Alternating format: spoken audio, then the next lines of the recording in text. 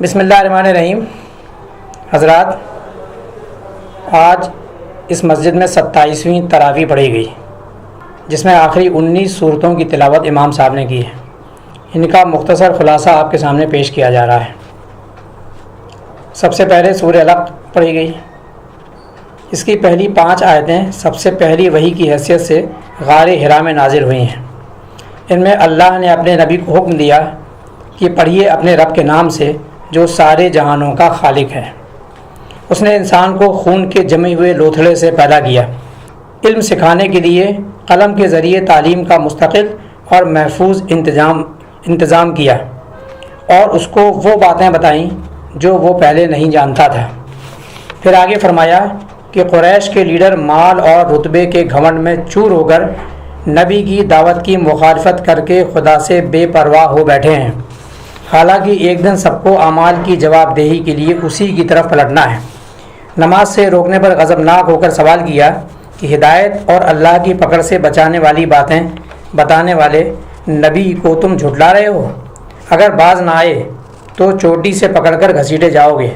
پاس بلا لیں اپنے حمایتیوں کو، ہم بھی بلا لیں گے اپنے جابازوں کو۔ چنانچہ دنیا نے دیکھا کہ بدر کے میدان میں وہ جاباز یعنی فرشتے اہل ایمان کی مدد کرنے کے لیے آئے۔ پھر سورہ قدر پڑھی گئی۔ قدر کے 2 معنی ہیں، ایک تقدیر، دوسرا نہایت قدر والی چیز۔ رمضان کے آخری عشرے کی طاق راتوں یعنی 21، 23، 25، 27، 29 میں سے کسی ایک نہایت قدر والی رات یعنی شب قدر میں یہ قرآن لوح محفوظ سے آسمانی دنیا پر اترا، اور اسی لیلۃ القدر میں یہ نازل ہونا شروع ہوا، جس میں اوپر کی سورہ علق کی ابتدائی 5 آیتیں غار حرا میں نازل ہوئیں۔ قرآن سے انسان کی تقدیر بدلنے اور بگڑی بنانے کا فیصلہ کیا گیا، اور اس لیے یہ رات انسانی تاریخ میں سب سے زیادہ محترم، قابل قدر اور قیمتی رات ہے کہ اس میں انسانیت کے لیے آئندہ دنیا میں ترقی و بلندی اور آخرت میں فلاح و کامیابی کا سامان اتارا گیا، جو پچھلے 1000 مہینوں میں بھی کبھی نہ اتر سکا تھا۔ اس لیے ہر سال اس رات کو جبرائیل علیہ السلام اپنے ساتھ فرشتوں کے جھنڈ لیے دنیا میں اترتے ہیں، اور جو لوگ اس رات میں جاگ کر اللہ کی عبادت اور یاد میں مشغول رہتے ہیں انہیں مغفرت کی بشارت دیتے ہیں۔ صبح تک یہی کام چلتا رہتا ہے۔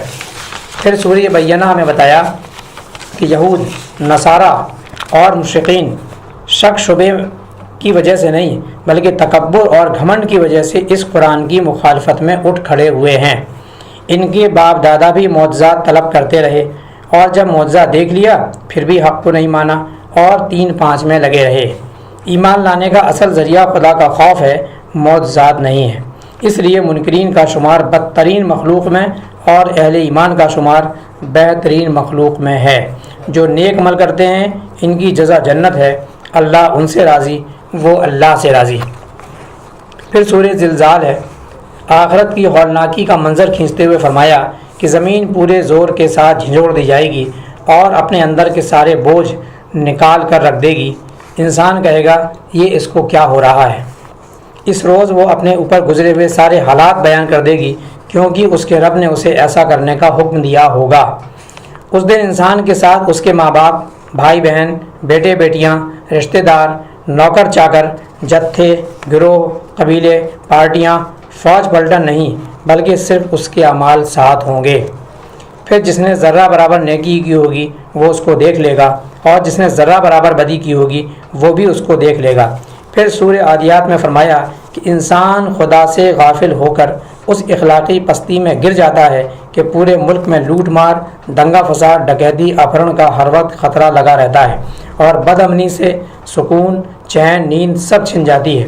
گھوڑوں کے ذریعے شب خون مارنے کا نقشہ کھینچ کر بتایا کہ انسان آخرت کی جواب دہی سے بے پرواہ ہو کر اللہ کا ناشکرا ہو گیا ہے، اور خدا کی دی ہوئی قوتوں کو ظلم، زیادتی، ناانصافی اور غارت گری میں استعمال کر رہا ہے۔ مال و دولت کی محبت میں اندھا ہو کر اسے ہر جائز ناجائز طریقے سے حاصل کرنے کی دھن میں لگا ہوا ہے۔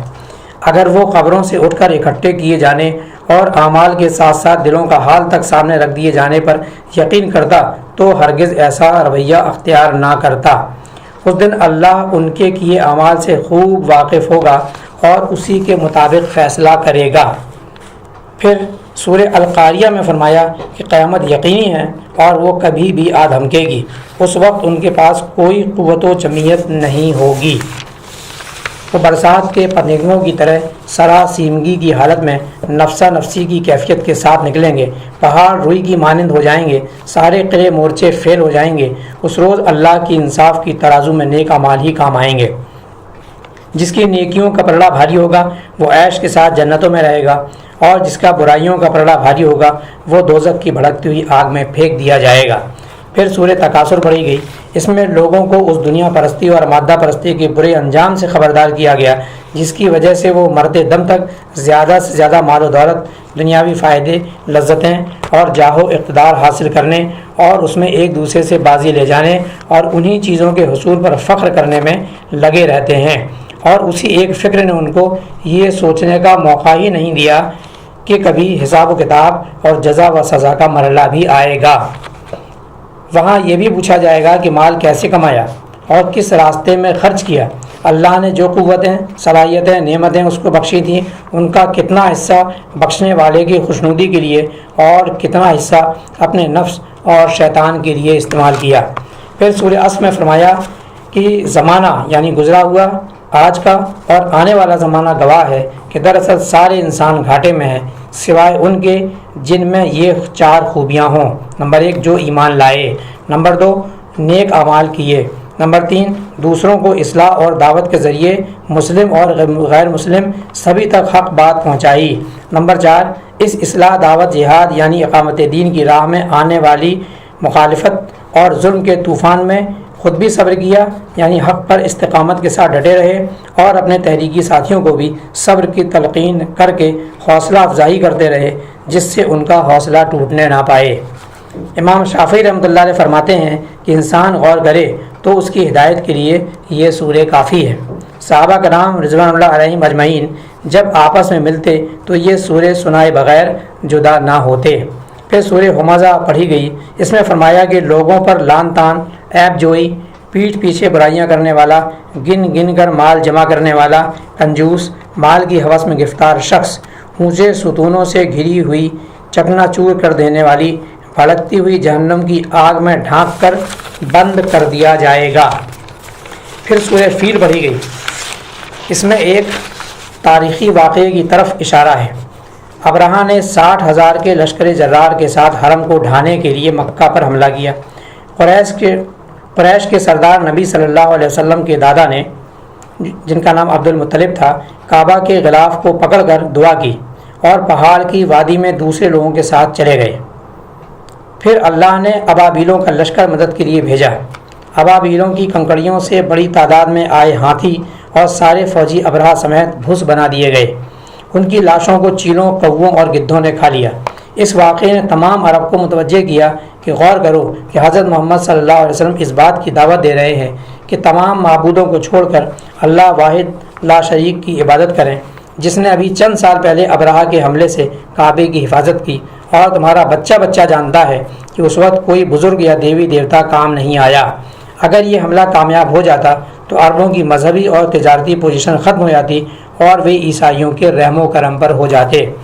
اس سورہ قریش میں اللہ کا خصوصی فضل یاد دلایا کہ حرم کے متولی ہونے کی وجہ سے اس بدامنی میں بھی ان کی جانیں اور تجارت محفوظ ہیں، لہٰذا 360 معبودان باطل کو چھوڑ کر اس حقیقی اور واحد رب کی عبادت کریں جس نے اس بنجر وادی میں وافر غذا فراہم کی اور بد امنی کے ماحول میں مکمل امن و سکون فراہم کیا۔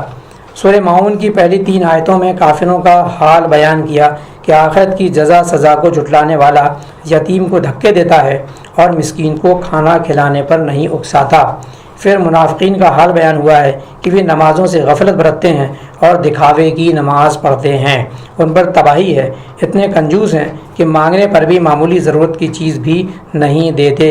یہ کمزوری اور تنگ دلی آخرت کے تصور میں خرابی سے انسان میں پیدا ہوتی ہے۔ پھر سورہ کوثر پڑھی گئی۔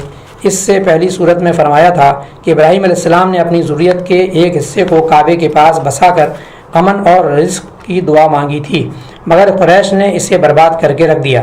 نہ اللہ واحد کی عبادت کی، نہ ہی فقراء اور یتامہ کے حقوق کی حفاظت کی۔ اس لیے سورہ کوثر میں آپ صلی اللہ علیہ وسلم کو بشارت دی کہ اب خیر کثیر کے خزانے یعنی بیت اللہ کو ان بد کرداروں سے چھین کر آپ کے سپرد کیا جانے والا ہے۔ جب ایسا ہو تو آپ اپنے رب کی نمازیں پڑھیں اور اس کے لیے قربانی دیں اور مشرکوں کی طرح کسی قسم کے شرک سے اسے آلودہ نہ ہونے دیں۔ پھر مشرکین کو دھمکی کہ بیت اللہ کے چھن جانے سے ان کی رحمتیں اور برکتیں ختم ہو جائیں گی اور ان کی جڑ ہی کٹ جائے گی، یہ بشارت بالآخر پوری ہوئی۔ پھر سورہ کافرون پڑھی گئی۔ اس میں اس وقت کے کفار کے ساتھ ساتھ قیامت تک دین کفر سے بیزاری کا اعلان کر دیا گیا کہ دین کے معاملے میں کافروں سے کسی قسم کی مصالحت نہیں ہو سکتی، یہ ایمان کا اصل اور دائمی تقاضا ہے۔ پھر سورہ نصر پڑھی گئی جو حجۃ الوداع کے موقع پر منی میں نازل ہوئی۔ اس صورت کے نزول سے یہ اشارہ ملتا ہے کہ آپ صلی اللہ علیہ وسلم کا آخری وقت آ پہنچا ہے۔ اس سے عام دنیاوی لیڈروں اور اللہ کے نبی میں فرق واضح ہو جاتا ہے۔ عام لیڈر اور رہنما مقصد میں کامیاب ہونے پر خوب جشن مناتے ہیں، مگر اللہ کے رسول صلی اللہ علیہ وسلم نے 23 سال کی مختصر مدت میں ایک پوری قوم کے عقیدے، خیالات، عادتیں، اخلاق، رہن سہن، کاروبار، سیاست کے طریقے، یہاں تک کہ جنگ و صلح کے اصول و قوانین تک بالکل بدل ڈالے اور جہالت اور جاہلیت میں ڈوبی ہوئی قوم کو اٹھا کر اس قابل بنا دیا کہ وہ دنیا کو مسخر کر ڈالے اور عالمی اقوام کی امام بن جائے۔ مگر ایسا عظیم الشان کارنامہ آپ صلی اللہ علیہ وسلم کے ہاتھوں انجام پانے کے بعد آپ کو جشن منانے کا نہیں بلکہ اللہ کی حمد و تسبیح کرنے اور اس سے مغفرت کی دعا مانگنے کا حکم دیا گیا۔ نبی صلی اللہ علیہ وسلم کے آخری ایام میں ام سلمہ رضی اللہ تعالیٰ عنہ کی روایت کے مطابق نبی صلی اللہ علیہ وسلم سبحان اللہ و بحمدہ کے کلمات ہمیشہ پڑھتے رہتے تھے۔ پھر سورہ لہب پڑھی گئی۔